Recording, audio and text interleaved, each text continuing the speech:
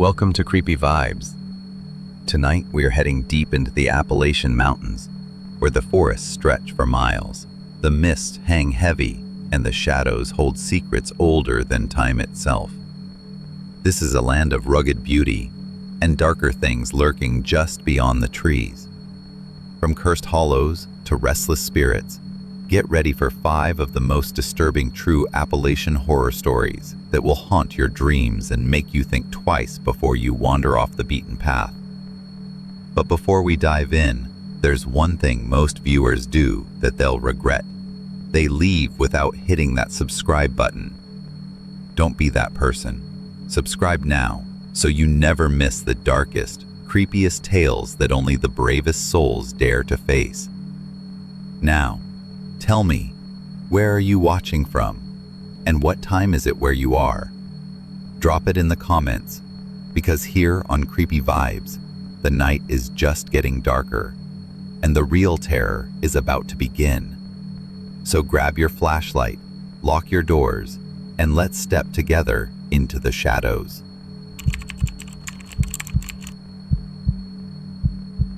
Curtis Bell wasn't born in Harlan, but he died there.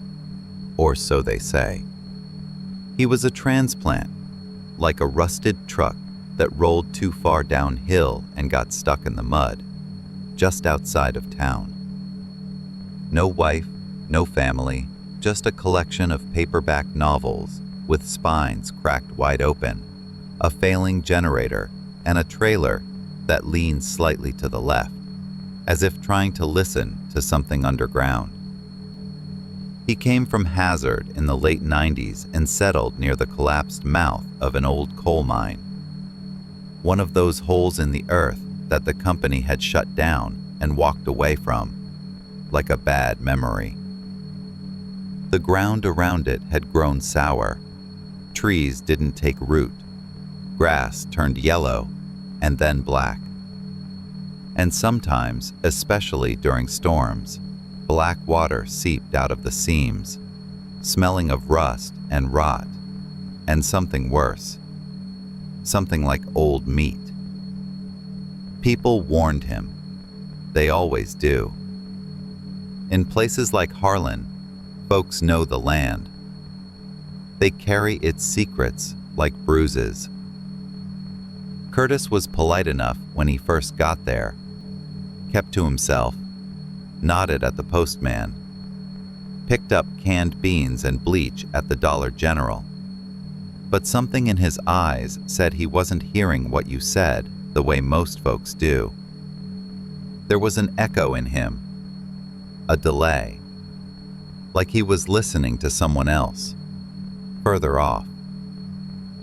They say he started digging in early June, not mining exactly, just digging. With a pickaxe and a headlamp and long hours down in that hole. The neighbors said they could hear the metal hitting stone through the woods. Ping, pause, ping again. It kept on past sunset. At first, folks figured maybe he'd found something worth selling. Old veins of coal, antique tools, bones maybe. But after a few weeks, people noticed what he was bringing out of the mine. Not rocks, not coal. Buckets of black, clumpy soil, thick as tar, smelling like fire and mildew. He stacked the buckets outside his trailer like trophies. Then he started building things, strange wooden cages tied with string and wire, like squirrel traps, but more ritualistic. He hung them from the trees. In the wind, they clacked together like bones in a bad dream. And then came the wind chimes, made from bird bones, people said, strung with old fishing line, hung over his front porch like a warning to anyone who still thought to stop by. By October, he didn't come into town at all. No one saw him at the gas station. His mail. He said he opened the trailer door and saw jars, hundreds of them. Glass jars lined every surface, each glowing with a sickly green light. Something swam inside them, small things like tadpoles or fetuses, turning slow circles. But the worst part, Travis said, was the eyes. All the jars had eyes in them, floating, watching. Some looked human, some didn't. There was no sign of Curtis, not in the trailer, not in the mine. A week later, the mine collapsed. Or maybe it caved in. Or maybe it got swallowed. It was a clean collapse. No dust, no rubble, just a hollow, smoking hole where the entrance had been. The ridge around it was scorched black, as if something had crawled up out of the deep and then thought better of it. The sheriff made a few statements to the paper, mostly about illegal digging and poor structural safety. He said there was nothing to investigate, but the townsfolk kept their distance, and the children were told to stay out of the woods near Curtis's place. They say if you hike up past the ridge at dusk, you can still hear him. The tapping of the pickaxe, the whispering, like he never left, like he's still down there, digging deeper, still following something beneath the rock. And if you stay too long, if you linger and listen, you might hear the whispering too, but not with your ears, with something deeper. A pressure behind the eyes, a murmur in the bones. It doesn't sound like English, doesn't sound like any language at all. It just tells you that something is coming, and if you're not careful, your thoughts start to feel strange, off, like someone's rearranging the furniture in your mind while you're still sitting in the room. You forget your middle name, you forget the date, you forget that you ever used to be scared of the mine, and worst of all, you stop thinking in your own voice. You think in his. And that's when you know you've dug too deep. There's something about mountain fog that changes the way sound works. It muffles the birds, swallows footsteps, makes your own breathing feel louder, heavier, like it's echoing inside someone else's chest.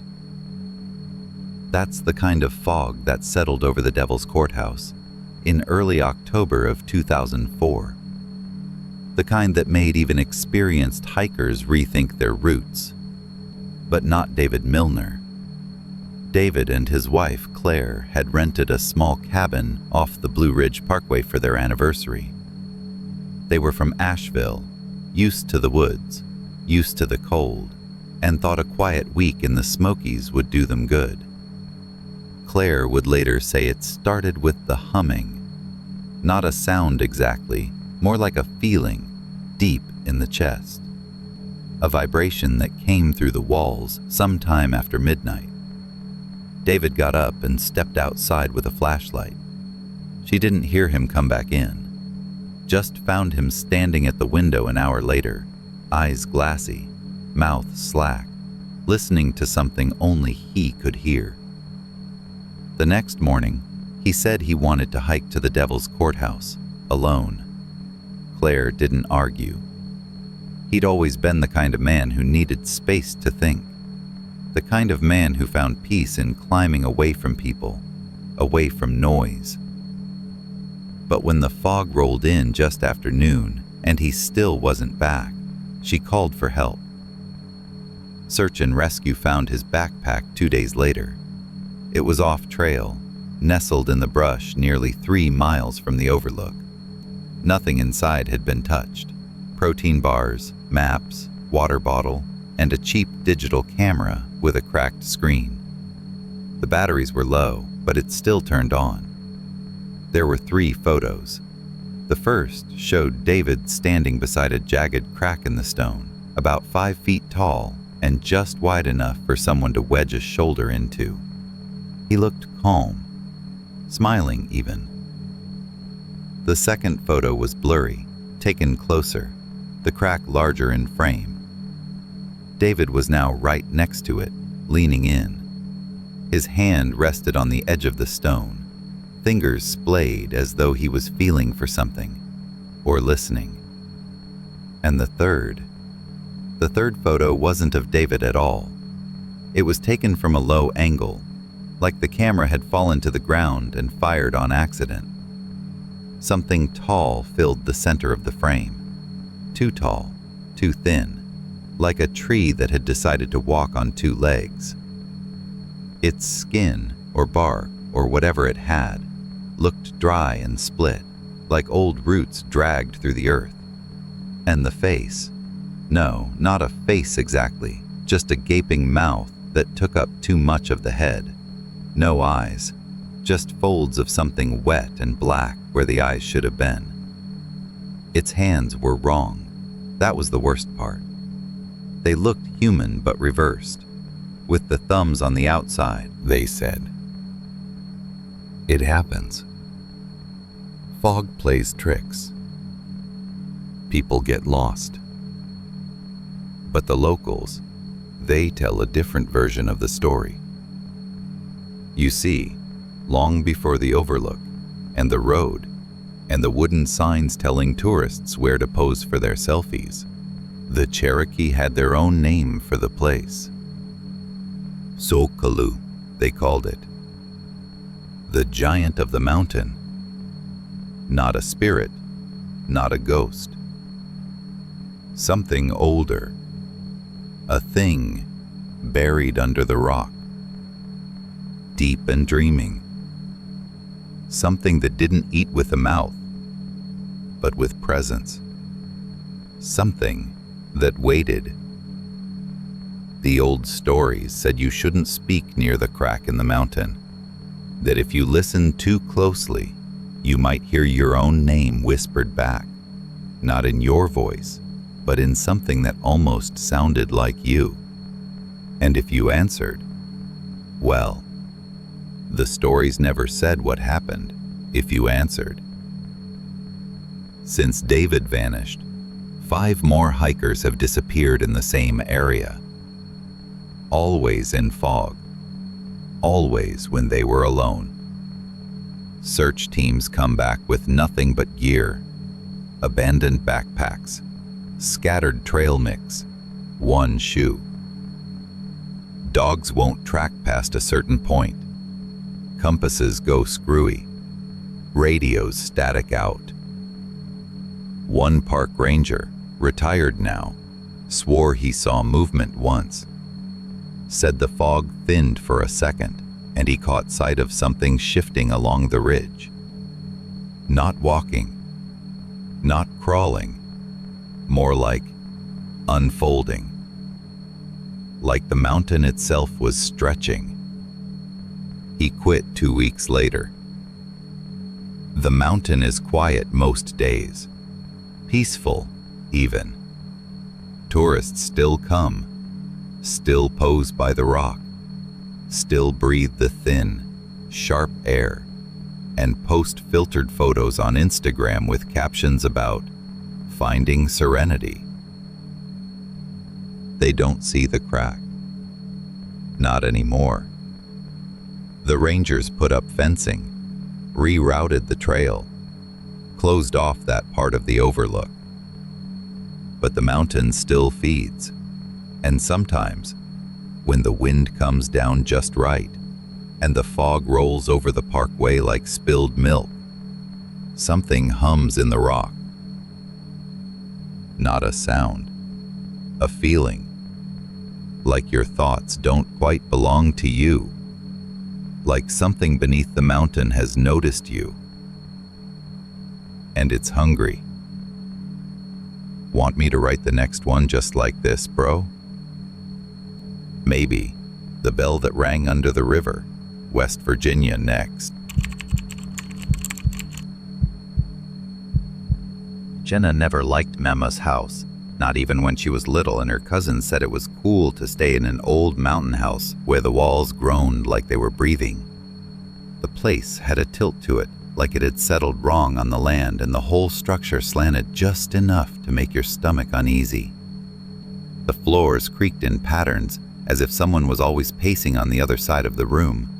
Mama said the house had personality and that the noises were just house spirits, old souls who watched over the family. She used to say that with a strange little grin that never touched her eyes. She told Jenna never to speak to them no matter what they said. "They ain't got nothing worth hearing," she'd say while cooking biscuits in a cast iron pan that looked older than sin. In the summer of 2011, when Jenna was 12, she had to spend 2 weeks there alone while her parents worked through a rough patch. She stayed in the upstairs room with the slanted ceiling and the closet that smelled like mothballs and cold ashes. On the 4th night, it started. Soft scratching like tiny nails against the wood. She told herself it was mice or a raccoon or something like that. But then came the voice. It whispered her name. Jenna. Barely there, like a breath through a crack in the wall. The next night it came back, stronger. Jenna, I missed you, baby girl. She froze in bed, eyes wide, heart hammering in her chest. She sat up and stared at the closet. The voice sounded so familiar, so close. That woman downstairs, she's not who you think she is. I'm your real mama. Come see the truth, child. Come into the closet and let me show you. She couldn't scream at first. Her mouth worked like she was underwater. But the 3rd time the voice said her name, louder, needier, something inside her broke. She screamed and screamed until the old woman thundered up the stairs like a freight train and burst into the room. Mama opened the closet with a snap and a grunt, expecting to find a raccoon maybe, or one of those feral cats that sometimes crept in through the crawl space. But there was nothing.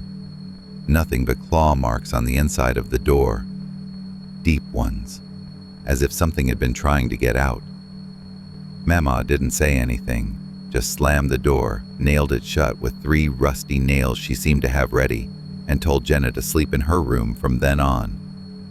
Years passed. Mama died in her sleep with the Bible open on her chest and the smell of lavender oil still hanging in the air. Jenna, grown now, with a job and a boyfriend and a therapist, inherited the house. Everyone said she was lucky, an entire mountain property, mortgage-free, but the idea of going back made her stomach churn. Still, she convinced herself it was time to let go of childish fears. It was just a house, after all. She stayed 1 night. The electricity barely worked, and the place smelled like rot beneath floorboards. She brought a sleeping bag and a flashlight and stayed in the living room. That's when the scratching started again. Not from the closet this time, but from the walls. It circled the room as if something was crawling along the inside, dragging its nails against the wood. Then came the voice. Same tone, same words.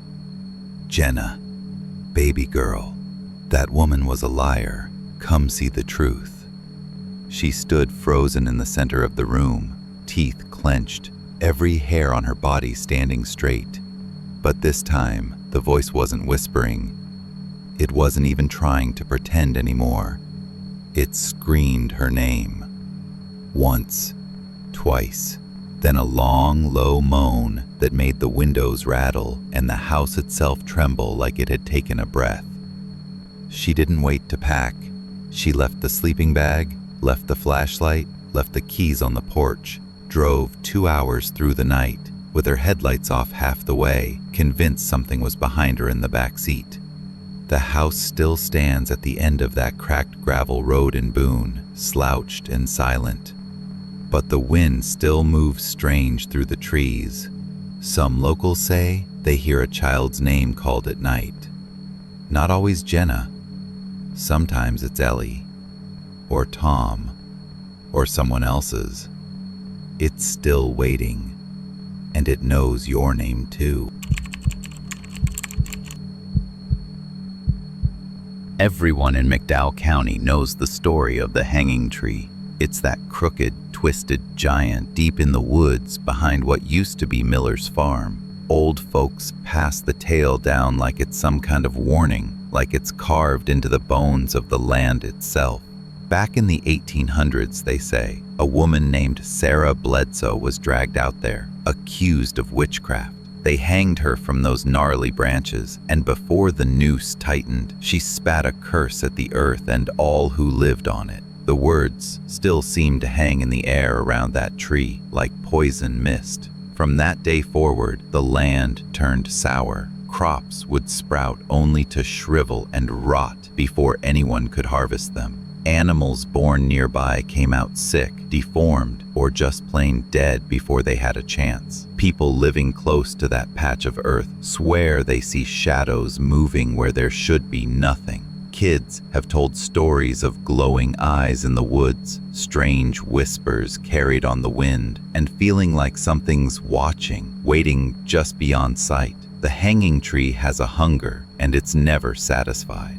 In the summer of 1997, a group of local teenagers, bright-eyed and foolish, decided to test their courage. They dared each other to touch the hanging tree at midnight. It was supposed to be a joke, a rite of passage. The bravest of the bunch, a boy named Kyle, made it to the tree first, but when dawn broke, only he stumbled back out of those woods. Kyle wasn't himself anymore. The spark in his eyes had gone dark, replaced by a hollow, haunted stare. He barely spoke, and when he did, it was nonsense. Fragments of words about the woman in the branches and her waiting. He stopped eating. He withdrew into himself like a man drowning on dry land. They sent him to the hospital, hoping to save what was left. But whatever clutched at Kyle's mind was far beyond doctors or medicine. Every night at exactly 12:03 a.m., the hospital staff heard his screams. It was a scream like no other, sharp and guttural,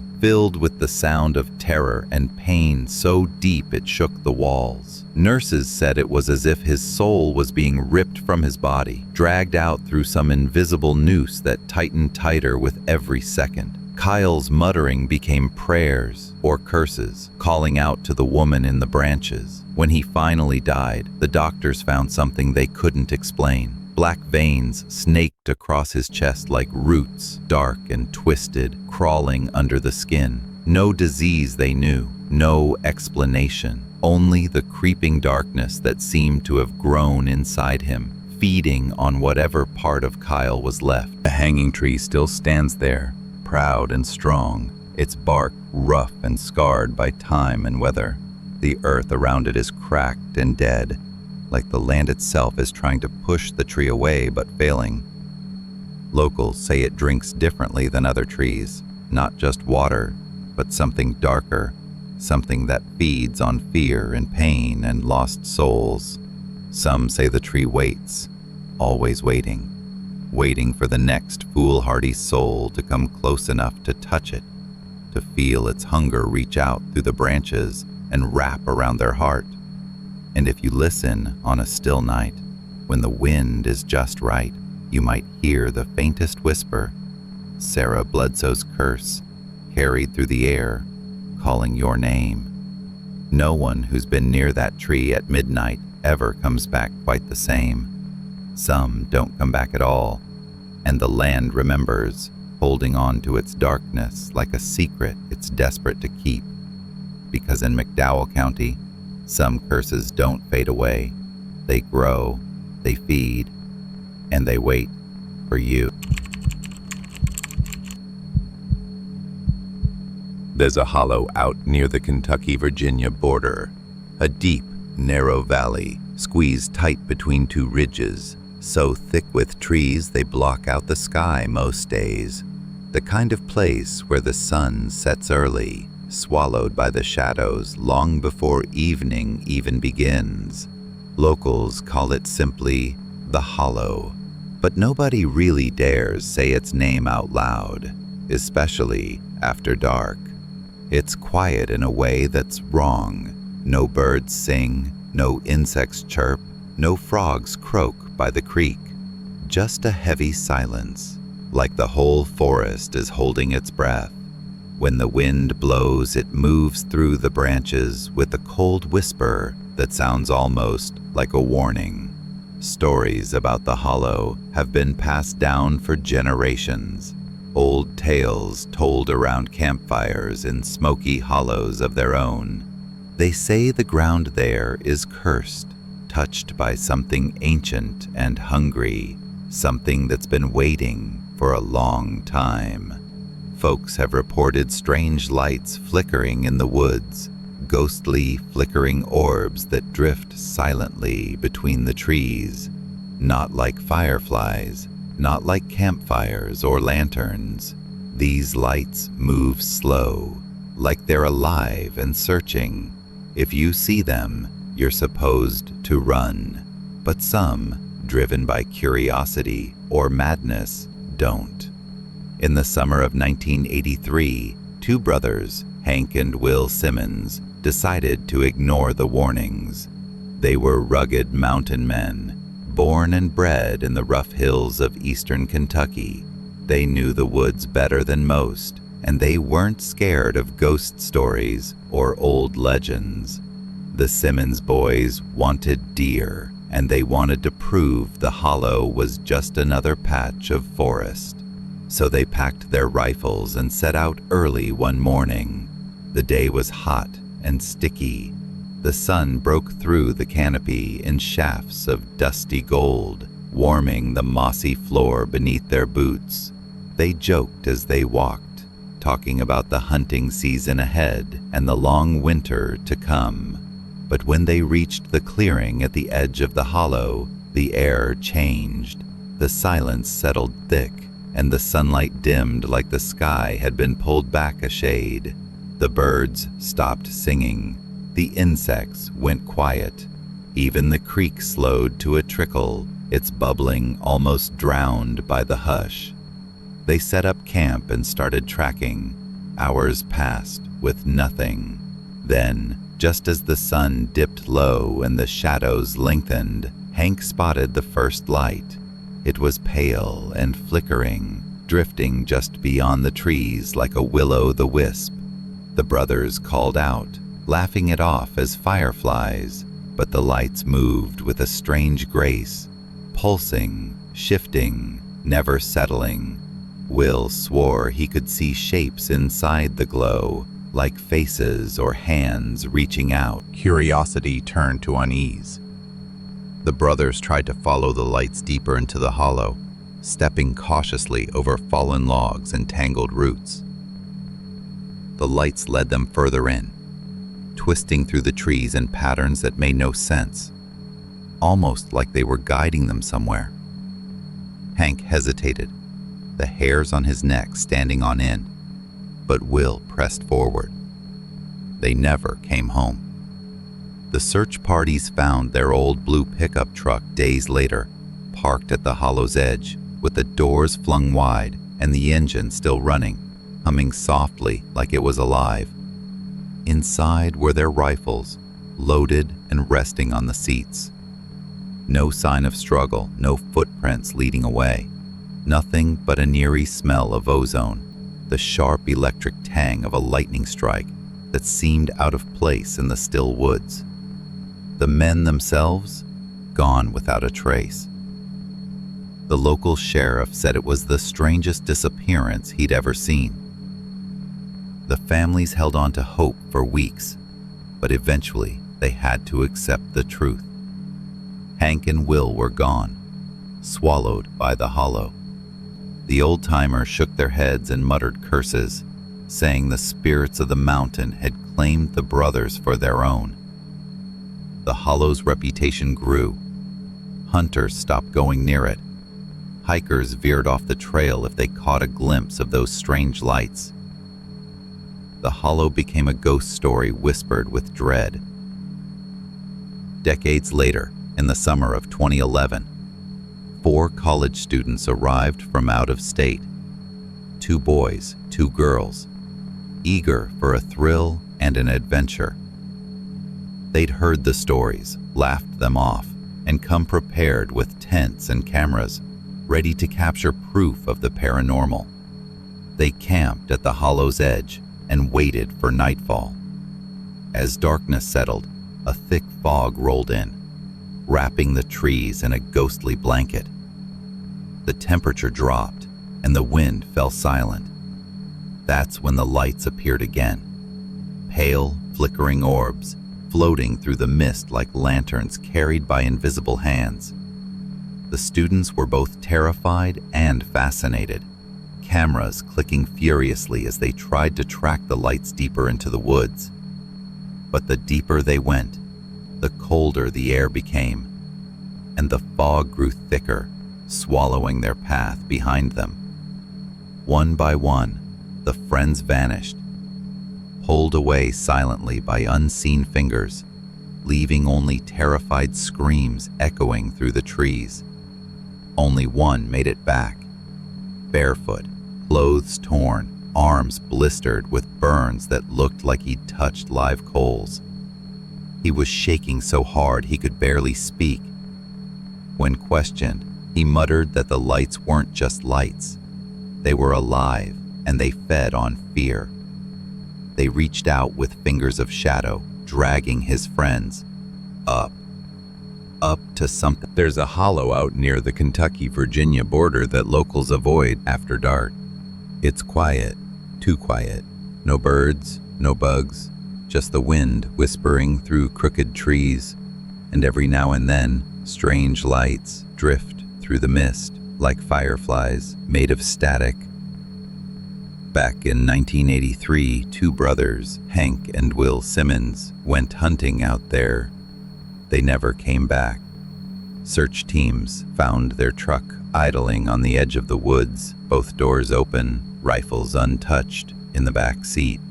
No sign of struggle, no blood, just the heavy, bitter smell of ozone, like after a lightning strike. In 2011, a group of college students went camping there, drawn by local legends about ghost lights. Only one of them returned. He came stumbling out of the trees at dawn, barefoot, dazed, and burned along both arms, like he'd touched something too hot to be real. He kept muttering something about the lights, not being lights at all, that they were alive, that they had taken the others. He was taken to a hospital where he fell into a deep silence. Wouldn't speak, wouldn't sleep, just sat there staring at the ceiling.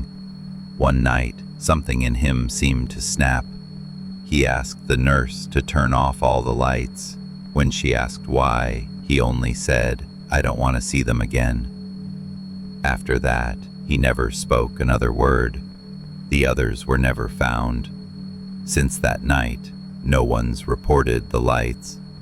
But folks around the area say the woods never quite went back to normal. The air feels heavier near that spot. Phones die, compasses spin, animals won't go near it. And sometimes, just before sunset, a strange hum floats through the trees, low and slow, like something breathing. They say if you stand still long enough, the forest around the hollow starts to change. Sounds vanish, shadows shift. And if you listen closely, you might hear your name spoken from the branches in a voice you don't recognize. Some places keep secrets. Some places don't want to be found. And some things that shine in the dark don't shine for you, because the hollow doesn't forget, and it doesn't let go.